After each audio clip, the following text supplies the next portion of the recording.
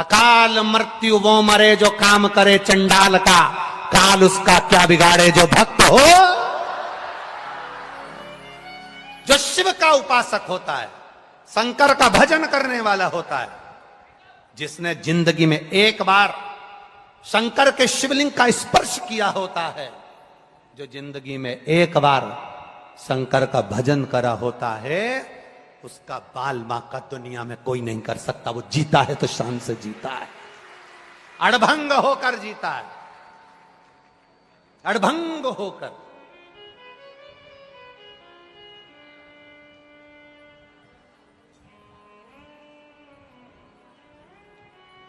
क्यों भय करना, क्यों, किस भय में हम जी रहे हैं, किस भय में।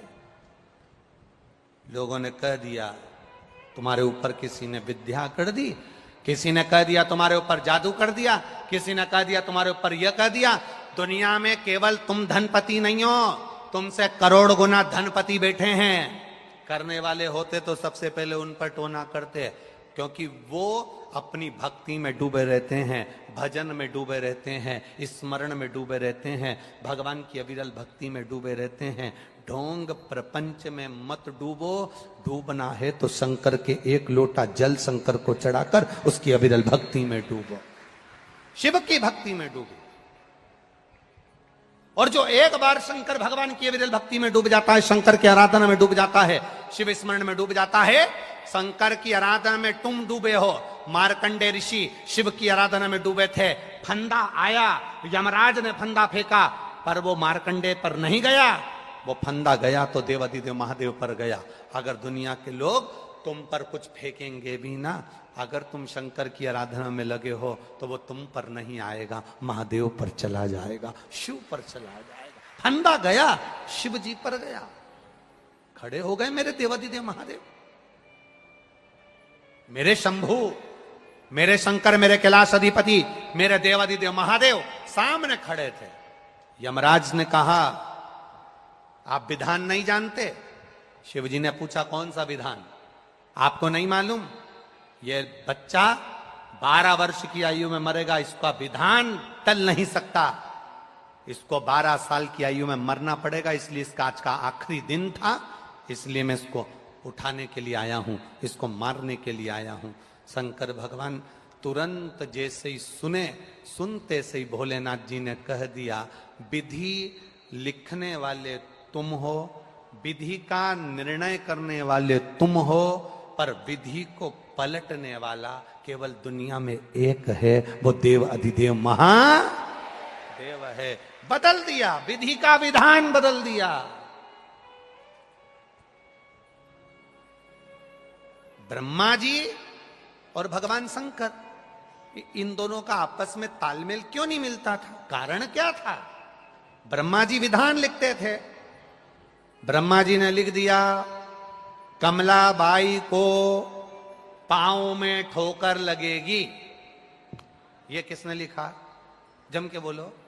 अब जितनी कमला बैठी हो तुम टेंशन में मत आना हो, ये तो तुम चिंता कर लो, ये तो एक दृष्टांत दे रहे हैं, एक बात बता रहे हैं। कमला बाई को पांव में ठोकर लगेगी।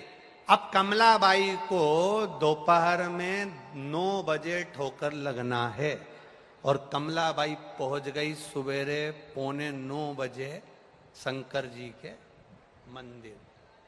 अब शिव जी के मंदिर में चली, जल चढ़ाया, शंकर जी का चढ़ा हुआ जल कलश में लेकर आ रही थी, ठोकर लगना थी, पर साथ में क्या है उसके? शंकर जी का चढ़ा जल नहीं है। शंकर जी पर छूने के बाद जब चपटी भभूत भी कुबेर का आप लोग भजन में गाते हैं ना, चपटी भभूत में है खजाना कुबेर का, जब शमशान की राख शिव जी को छूने के बाद करोड़ों की दौलत बन जाती है, तो शंकर जी पर चढ़ा हुआ जल साधारण नहीं होता, वो शंकर का स्वरूप होता है, जिसको हम लेकर अपने घर आते हैं। शिव का एक स्वरूप है वो। अब शंकर जी साथ चल रहे हैं, ठोकर लगेगी। ब्रह्मा जी, एक बार जब ब्रह्मा जी ने लेखनी लिख दी कि 12 साल में यह मार्कंडे मरेगा, और मार्कंडेय जी की उम्र बढ़ गई, उम्र बढ़ी तो ब्रह्मा जी टेंशन में पड़ गई, ये किसने बढ़ा दी? क्या शंकर जी। तो क्या उनको नहीं मालूम था कि हमने लिखा है? तो कि लिखने से क्या होता है?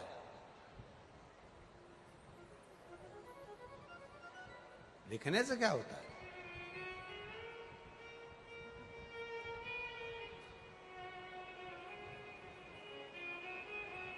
होगा, धीरे धीरे होगा, होगा, समय लगेगा। लिखने से क्या होगा? समय आएगा, हो जाएगा। अब ब्रह्मा जी ने एक पत्र लिखा भगवान विष्णु भगवान के पास में, नारायण जी के पास में, और ब्रह्मा जी ने कहा हमको नौकरी नहीं करना, हमको इस्तीफा चाहिए। अब भगवान विष्णु ने पूछा तुम इस्तीफा क्यों देना चाहते हो ब्रह्मा जी, ब्रह्मा के पद से? ब्रह्मा जी बोले जब हमारी चलती नहीं है तो हमें लेखनी लिखने से मतलब क्या? चलती तो शंकर जी की है, हम लिखते हैं इनको दुख मिलेगा, और ये एक लोटा जल चढ़ाते हैं और वापस इनके पास सूखा जाता है, तो हमारा तो लिखा लिखा या फालतू जाता है, तो हमको नौकरी नहीं करना। भगवान बोले ब्रह्मा जी फालतू की बात मत करो, नौकरी करो। अब शंकर जी की तो आदत है, वो किसी को दुखी नहीं देख सकते, किसी को नहीं, किसी को नहीं। अगर दुखी देखना होता तो जो हम विष निकला था वो देवताओं को जाना था। शंकर जी ने विष क्यों पिया? क्योंकि वो किसी को दुखी नहीं देखना चाहते। इसलिए आप चिंता मत करो, नौकरी करो। तो हम लिखते हैं कि दुख मिलेगा तो शंकर जी सुख कर देते हैं। ब्रह्मा जी अगर तुम्हें करना है तो एक काम करो, शंकर जी की जब कोई आराधना करने बैठे, शंकर जी का जब कोई कथा सुनने बैठे, शंकर जी को एक लोटा जल चढ़ाने बैठे, शंकर जी का भजन करने बैठे, शिव की स्तुति करने बैठे, ब्रह्मा जी तब तुम एक काम करो, अगर किसी का भाग्य तुमने लिख दिया है और उसका भाग्य वैसा की वैसा ही चाहते हो, तो कोई शिव कथा सुने, शंकर मंदिर जाए, शंकर को लोटा भर जल चढ़ाए, तो उसके घर में थोड़ा सा विघ्न डाल दो, जिससे वो मंदिर तक ना पहुंचे, जिससे वो कथा ना सुन पाए, जिससे वो भगवान का भजन ना कर पाए। अगर वो कथा नहीं सुन पाएगा, मंदिर नहीं जा पाएगा, भजन नहीं कर पाएगा, स्मरण नहीं कर पाएगा, शिव की स्तुति नहीं कर पाएगा, तो तुमने जो लिखा वो पक्का हो जाएगा। अगर वो मंदिर चले गया तो तुमने जो लिखा वो समाप्त हो जाएगा। अभी आपसे कथा में क्या कहा था? पानी के पाउच देने वाले आएंगे, बॉटल देने वाले आएंगे, अपने घर से 2 पानी की बोतल लेकर चलो। 2 बोतल क्यों? एक अपने लिए, एक अपने पास में जो पड़ोसन बैठी है, अगर प्यासी है, हमने जिंदगी में कोई दान नहीं करा, अपनी बोतल का पानी ही पिला देंगे तो पुण्य करते चलेंगे। 2 लेकर चलो। घर से आओ, तुम्हें जो अच्छा लगे अपने बैग में डालकर बिस्कुट, टॉफी जो लेकर आओ। कोई भूखा है, प्यासा है, सुबह से अगर किसी ने भोजन नहीं करा, अपने घर से 2 पराठे ज्यादा लेकर आओ, पड़ोसन को देकर जाओ अचार के साथ। आप बड़ा भंडारा नहीं कर सकते, अपने घर से 2 रोटी निकाल कर किसी को खिला सकते, उससे बढ़कर सुख नहीं मिलेगा। पूछ कर, क्यों भोजन करा तुमने? नहीं करा, लियो मैं बनाकर लाई हूं, कर कर जाओ। लियो मेरे पास में 4 पराठे हैं, 2 तुम खाओ, 2 तुम खाओ। ये इससे बड़ा दुनिया में कोई भंडारा नहीं होगा, इससे बड़ा दुनिया में कोई दान नहीं होगा, इससे बड़ा दुनिया में कोई सुख नहीं होगा। भूखे को भोजन, प्यासे को पानी, जय बाबा बर्फानी। अमरनाथ की यात्रा में बड़े बड़े लंगर चलते हैं, इतने बड़े बड़े लंगर चलते हैं। कभी तुमने अगर व्हाट्सएप पर देखे हो, फेसबुक यूट्यूब पर देखे हो, तो गुलाब जामुन, गाजर का हलवा, बोल किस किसने देखे हैं? जरा बोलो जम के देखें। बड़े बड़े लंगर लगते हैं, बड़े बड़े भंडारे चलते हैं, बड़े बड़े भंडारे। कभी उन भंडारा चलाने वालों से पूछना कि इतनी ऊपर आकर बाबा अमरनाथ जी की गुफा के पास में उनके दरवाजे पर जाने वाले को, खिलाने वाले को, पानी पिलाने वाले को, आखिर तुम ये दुनिया के लोगों को खिला रहे हो, पानी पिला रहे हो, इससे तुम्हें मिलता क्या है? कभी वो भंडारा चलाने वालों से पूछना कि शंकर के दरवाजे आने वाले को, जाने वाले को मुंह झूठा कराने से क्या मिलता है, तो वो भंडारा चलाने वाला कह देगा, एक बार तू भी 2 रोटी शंकर के द्वार आने वाले को खिलाकर देखना, वो करोड़ों में देकर जाता है, खाली नहीं छोड़ता। भूखे को भोजन, प्यासे को पानी, जय बाबा बर्फानी। क्या देता है वो? भूखे को अगर किसी का मुंह झूठा करा दिया, पानी तक पिला दिया, तो उसने क्या दिया? ये 5 दिन की कथा तो हम लोग करके चले जाएंगे, ये कथा पूरी हो जाएगी, हम लोग बिहार चले जाएंगे। बिहार में कथा, वहां कथा पूरी होगी, फिर वापिस राजस्थान चालू हो जाए। कथा निरंतर चल रही है। पर आपने जो 5 दिन की कथा सुनी है, आप अपना दरवाजा छोड़कर, घर छोड़कर, तपती हुई गर्मी में, धूप में निकल कर आए हो, पहुंचे हो, कोई अपने साथ छाया करने का चादर ले आया, 4 लोगों को उसने छाया कर कर बिठा भी लिया, बैठ भी गया, उसने तुम लोगों को आनंद के साथ बैठकर कथा भी सुन ली, किसी का मुंह भी झूठा करा लिया, सत्संग भी कर लिया, बड़े भाव से सुन भी लिया। 5 दिन की कथा हम कहकर चले गए, पर 3 महीने के अंदर बाबा क्या क्या दे दे उसका कोई भरोसा नहीं। तब सुख का अनुभव क्या देगा वो। विश्वास भैया और दोनों धर्मपत्नी समेत जब पूजन कर रहे थे, तो उनकी धर्मपत्नी एक बात हमसे कह रही थी, गुरुदेव बड़े पुण्य उदय हुए। ये संस्कार झलकते हैं किसी बहू के, बेटी के, एक नारी के ये संस्कार झलकते हैं। वो कह रही थी श्रीमती रूमा जी सारंग, कहे गुरुदेव हमारे कोई पुण्य उदय हुए होंगे, पुण्य का कोई प्रताप होगा जो यीशु पुराण की कथा यहां हो रही है। ये पुण्य है, बिना पुण्य का कोई कार्य नहीं। और सुन लो भोपाल वालों, तुमने जो पुण्य की गुल्लक भरी है, तुम्हारे भजन की, शंकर जी के मंदिर में जाना, 1 लोटा जल चढ़ाना, पशुपति व्रत करना, शिव की आराधना करना, शंकर को बेलपत्र चढ़ाना, जो तुम्हारा पुण्य प्रबल हुआ, उसी पुण्य के अंतर्गत यीशु महापुराण की कथा भोपाल वालों को मिल गई 5 दिन में। यह पुण्य है। इस पुण्य की प्रबलता में शिव कथा कह रही है, भगवान शंकर का गुणगान कर रहा है। मार्कंडे बाबा के लिए फंदा फेंका गया था, वो फंदा देवाधिदेव महादेव पर आ गया। दुनिया में कोई तुम्हारा बुरा नहीं कर सकता, हमारे कर्म हमारा बुरा करते हैं। मार्कंडू जी ने बुरा करा, अर्थात उनके साले ने मिट्टी मिलाकर, सामान गंदा भेजकर अपना यापन किया, थोड़ा सा व्यापार गड़बड़ करा, उसके कारण मार्कंडू जी को भी श्राप लग गया, औलाद हुई, अधोगति में मरने वाली हुई। पर कहीं ना कहीं हमारा पुण्य सामने आ गया, तो हमारा कर्म फिर संवर गया। कुछ पुण्य सम्मुख में आ जाए, कुछ पुण्य तुम्हारा प्रबल हो जाए, कुछ पुण्य प्रबल हो जाए। भगवान शिव की आराधना कर रही है, भगवान शंकर का संवाद कर रहा है, शिव महापुराण की कथा कर रही है, हमारा पुण्य हमारे सम्मुख में कगरित हो जाए। हमारा अरे देख लिया संसार हमने, देख लिया सब मतलब के यार हमने, देख लिया झूठे नाते, झूठे रिश्ते, झूठे नाते, अरे झूठा है संसार हमने देख लिया, सब मतलब के यार हमने देख लिया। शिव कथा कह रही है, भगवान शंकर का संवाद कर रहा है। देवराज नाम का ब्राह्मण शिव के मंदिर में बैठा, कोई पुण्य उदय हुआ पूर्व का, तो मंदिर तक पहुंच गया, मंदिर से निकल गया। जब मंदिर से निकला तब बेलपत्री के वृक्ष की छांव में पड़ गया। बेलपत्री के वृक्ष की छांव में जब पड़ा, कांप रहा है, बेलपत्री के वृक्ष की छांव में भी कांप रहा, कांप रहा। और बेलपत्री के वृक्ष की छांव में कांप रहा, प्राण छूट गए। भगवान शिव आए नंदी लेकर, इसको लेकर जा रहे हैं, देवादिदेव महादेव लेकर जा रहे हैं।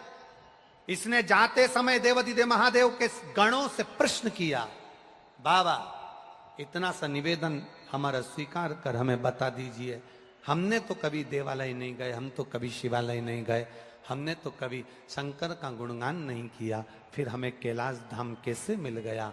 कहा, तुम्हारी माँ एक लोटा जल शिव को समर्पित करती थी, घर की नारी शंकर को जल चढ़ाती है, एक कुल को नहीं ताड़ती, 71 पीढ़ी को ताड़ देती है, वो साधारण का नहीं होता है। तुम्हारी माता का करा गया पुण्य तुम्हारे खाते में आया, इसलिए तुम्हारे को कैलाश धाम मिल गया, स्मरण आया।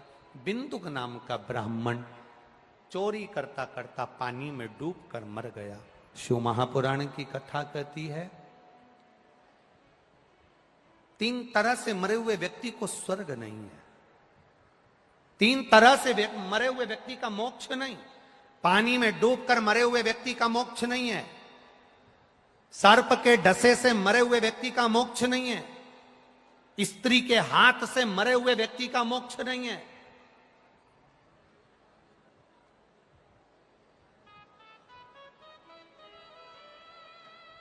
अधोगति में जो पड़ा हुआ है, बिंदुक ब्राह्मण होकर पानी में डूब के मर गया, हो जाता है, प्राण चले गए, परित्योनी में पड़ गया। धर्मपत्नी ने उसके लिए काशी में जाकर स्मरण करा और शिव महापुराण की कथा देवादिदेव महादेव से कहकर तुमरुका जी के मुख से। ऐसी भूमि है जिस भूमि पर हरि और हर एक ही स्वरूप में साथ में विराजमान, ऐसी भूमि दुनिया में कहीं पर भी नहीं है जो चंद्रभागा के तट पर है। स्वयं गंगा, स्वयं यमुना, स्वयं सरस्वती भी इस चंद्रभागा के तट पर आकर झाड़ू लगाती हैं। केवल क्यों, किस लिए? गंगा भी समय निकालकर इस चंद्रभागा के तट पर पहुंचती हैं, यमुना भी चंद्रभागा के तट पर पहुंचती है और सरस्वती भी चंद्रभागा के तट पर पहुंचती है।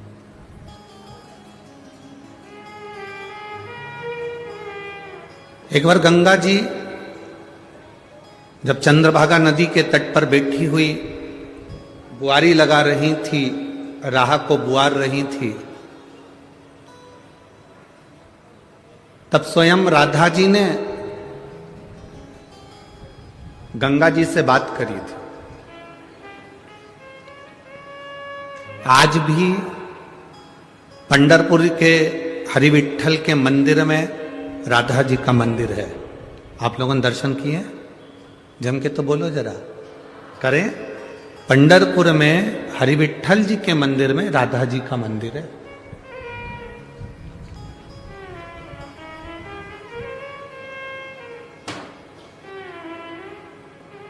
दुनिया में शायद पहला मंदिर होगा जो रुक्मणी जी भी मंदिर के अंदर है और राधा जी भी मंदिर के अंदर है। शायद दुनिया में पहला मंदिर है जहां रुक्मणी भी है और राधा भी है।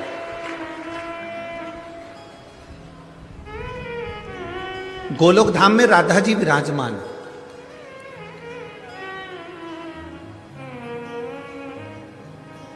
भगवान कृष्ण के साथ में राधा जी बैठी हुई है। राधा जी ने देखा रोज गंगा मैया जाती है चंद्रभागा नदी के तट पर जाकर बुआरी काटती है, झाड़ू लगाती है। अब गंगा जी को रोज झाड़ू लगाते लगाते देखना तो राधा जी के मन में थोड़ी उत्सुकता जागी।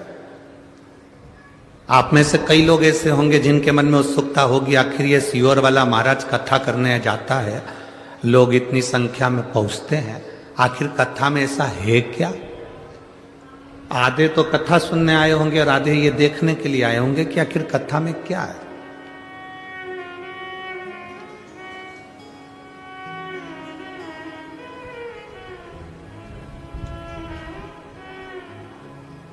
अब राधा जी के मन में ये उत्सुकता जाग गई कि जिन गंगा जी के चरणों में सारे देवता जाते हैं, जिन गंगा जी के जल में संपूर्ण पाप धुल जाते हैं, जिस गंगा जी के जल में जाने के बाद पापी भी निर्मल हो जाता है, जिस गंगा जी के जल में पाप कर्म छूट जाता है, वो गंगा मैया चंद्रभागा के तट पर झाड़ू लगा रही, बुआरी लगा रही।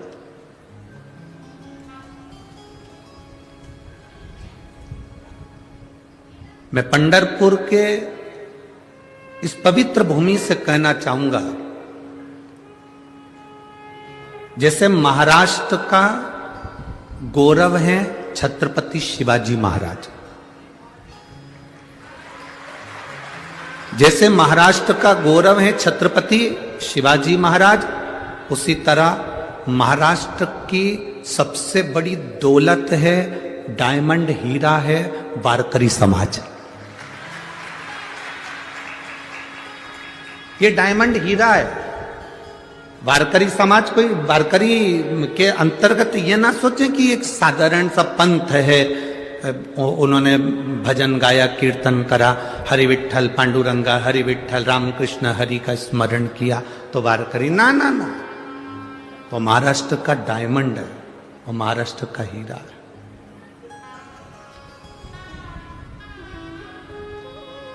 क्या मिला? अब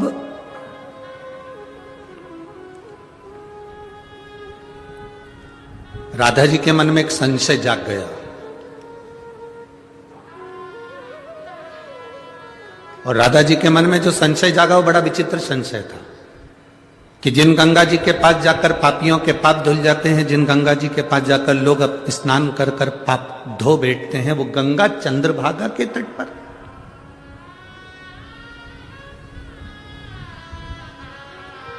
वो गंगा चंद्रभागा के तट पर।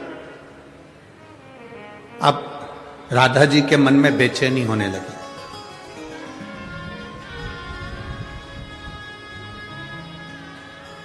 तुरंत राधा जी ने भगवान कृष्ण के पास बैठी थी और मन में उच्चिष्टता थी। कभी कभी पति पत्नी साथ में रहते हैं, सोफे पर बैठे रहते हैं, दोनों साथ में घूम रहे हैं, बैठे हैं, चल रहे हैं, फिर रहे हैं, पर कभी कभी ऐसा होता है कि पत्नी पति से कह देती है तुम्हारा ध्यान कहां है। दोनों साथ बैठे हैं, बात कर रहे हैं, बैठे बैठे चर्चा कर रहे हैं, इसके बाद भी पत्नी पति से कह देती है तुम्हारा ध्यान कहां है। क्यों? क्योंकि उसका ध्यान कहीं मोबाइल में होगा या कुछ सोच रहा होगा या विचार कर रहा होगा, तो ध्यान भटका हुआ होता, तो उसके स्मरण में नहीं। तुरंत कहा तुम्हारा ध्यान कहां है, कहां है तुम्हारा ध्यान।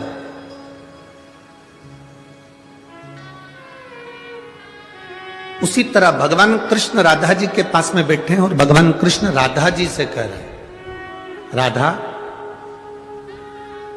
तो 3 दिन से मेरे साथ में है, राधा तो 3 दिवस से मेरे साथ में है, पर एक बात मैं तुझसे कहना चाहता हूं राधा, तेरा ध्यान मेरे साथ में नहीं है।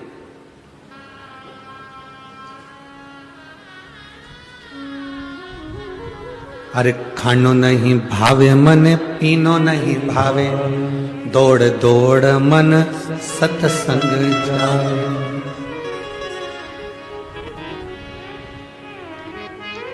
तेरा ध्यान कहां है राधा, तेरा चित्त कहां है। राधा जी कहती हैं प्रभु बस पूछो मती कि मेरा ध्यान कहां पर है। भगवान कृष्ण कहते हैं मेरे करीब में रहने के बाद भी अगर तेरा ध्यान मेरे में नहीं है और दूसरे में लगा हुआ है तो ये श्रेष्ठता थोड़ी ना। पंढरपुर की पवित्र भूमि पर आने के बाद, आप शिव महापुराण की कथा में आने के बाद, यदि आपका मन इस पवित्र कथा में नहीं लग पाया, इस पवित्र कथा में आपका चित्त नहीं लग पाया, तो समझ लेना कि इतनी दूर आने के बाद स्वयं कैलाशपति जिस भूमि पर आकर हरि विठल के सिर पर बैठ गए थे, प्रथम वारकरी कहलाए थे, ऐसी पवित्र भूमि पर कथा सुनने के बाद अगर आप पंडरीनाथ के दिल से नहीं बैठ पाए या दिल से नहीं जुड़ पाए तो तुम्हारा जीवन बेकार।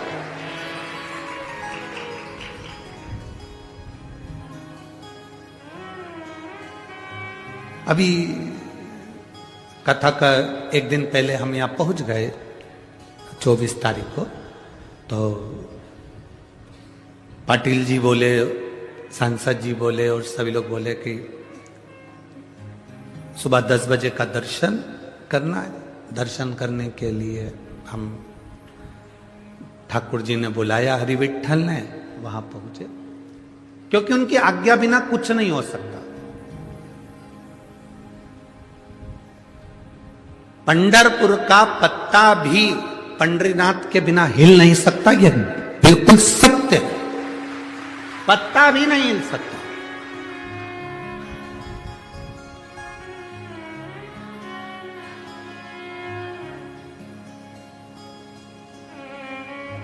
जगत गुरु श्रीमद वल्लभाचार्य जी जो ठान कर बैठे थे कि मैं शादी नहीं करूंगा,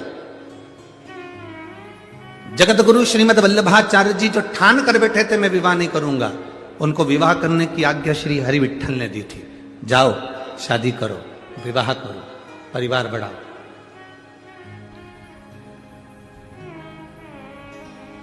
तब श्रीमद वल्लभाचार्य जी के घर में जो लाल जी प्रगटे, उनके घर में जो बेटे का जन्म हुआ, जो लाल जी प्रगट हुआ, उनका नाम ही श्री विठल नाथ रख दिया था,